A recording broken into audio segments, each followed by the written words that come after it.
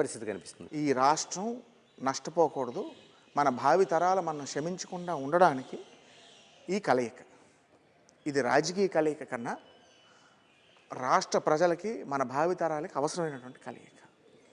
రెండు, ప్రజా సంక్షేమం, ప్రజా పరిపాలన మీద మంచి అవగాహన,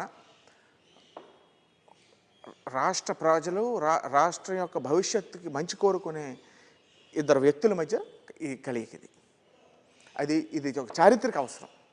ఈ అలయన్స్ అనేది రాజకీయ అవసరాల కన్నా ఇది ఒక చారిత్రక అవసరం.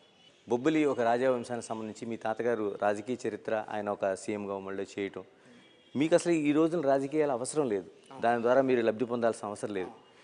ఆ పరిస్థితి నుంచి ఇప్పుడు చాలా వరకు మన రాజకీయాలు బయట చూస్తున్నాం. అది ఏ పార్టీ అనేది మనం కామెంట్ చేయక్కర్లేదు, కానీ వాళ్ళ కామెంట్స్ కావచ్చు, లేకపోతే వాళ్ళ పరిపాలన విధానం కావచ్చు, వాళ్ళ అవినీతి కావచ్చు, లేకపోతే ఇంకోటి కావచ్చు, ఏమనిపిస్తుందండి మీకు అసలు?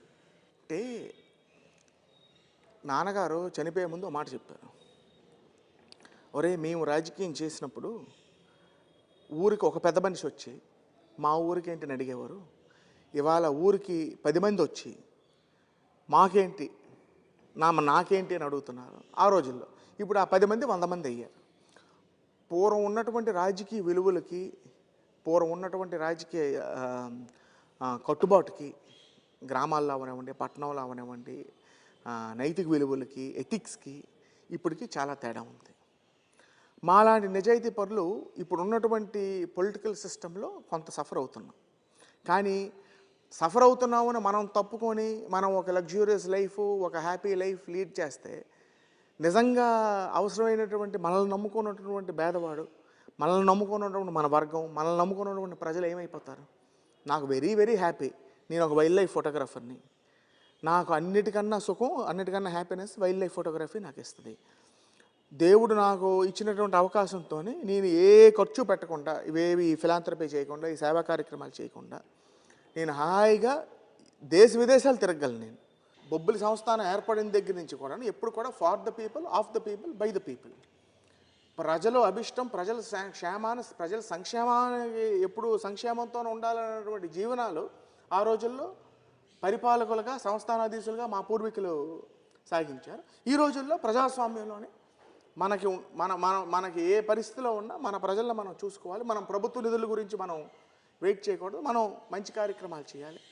రాజకీయ లబ్ధి నేను ఆలోచిస్తే నా నియోజకవర్గంలో నేను చేసుకోవాలి, ఎవరు వచ్చినా నేను తిరస్కరించాలి. కానీ నేను ప్రాంతాలకు అతీతంగా మనకు తోచిన సాయం మనం ఒక సొసైటీకి ఉపయోగపడే పనికి బొబ్బిలి రాజకుటుంబం యొక్క భాగస్వామ్యం ఉండాలనేటువంటిది మా తాతల తండ్రుల పేర్లు ఎలాగైతే ఈరోజు కూడా చరిత్ర చెప్పుకుంటుందో, బొబ్బిలి రాజకుటుంబం యొక్క పేరు రానున్న భావితరాలు కూడా ఒక మంచిగా ఒక గుర్తింపుగా చెప్పగలనేటువంటిది నా ఆకాంక్ష. ఎలాగంటే రాజకీయ విమర్శలకి అసలు నాలుగుకి ఒక దుమ్ము లేదనేది వెళ్ళిపోతూ ఉంటుంది. బొబ్బిలి వంశంలో తాండ్రపాపారావు అంటే ఒక వీరత్వం ఉన్న ఒక వంశం నుంచి వచ్చిన మీకు కోపం అనిపించదు ఒక్కొక్కసారి ఈ విమర్శలు చూస్తే? దులిపేస్తామండి, దానికేముంది. వాళ్ళ విమర్శలకి పస ఉండవు, వాళ్ళ విమర్శలకి పదునుండదు. అది మా మీద ఎవరు విమర్శిస్తారండి? విమర్శించడానికి అర్హత లేని వాళ్ళు విమర్శిస్తారు. ఎందుకంటే వాళ్ళు వ్యక్తిగత విమర్శలకి రాజకీయాల్లో ఎప్పుడు దిగుతాం? మన దగ్గర సరుకు లేనప్పుడు దిగుతాం. ఈ ప్రభుత్వం ఎప్పుడూ లేని విధంగా వేణుగోపాల స్వామి కోవిల యొక్క నగల విషయంలో మమ్మల్ని అనుమానించింది, ప్రగల్భాలు పలికారు. మాకు కోట్లో ఉన్నటువంటి నగల మీద మాకు అనుమానాలు ఉన్నాయి, దాన్ని లెక్క తేల్చాలి, ఢామ్ ఢూమ్ ఢామ్ ఢూమ్ అని అన్నారు. ఎంక్వైరీ అయ్యాక ఉన్నదానికన్నా ఒక 25% ఎక్కువ, లెక్కల్లో ఉన్నదానికన్నా ఎక్కువ తయారైంది. ఆయన వేణుగోపాల్ బిడ్డలం మేము, వేణుగోపాల్ ఆయన బిడ్డలు తండ్రి ఎవడైనా తన బిడ్డల్ని చెడగొడతాడా? ఇంకా ఖ్యాతి పెంచుతాడు కదా.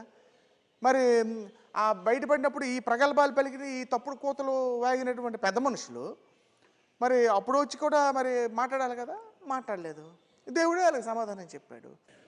ఏమనిపిస్తుందండి ఇలా అంత సున్నితమైన దాంట్లో తీసుకొచ్చి ఒక ఆరోపణ చేసినప్పుడు ఏమనిపిస్తుంటుంది?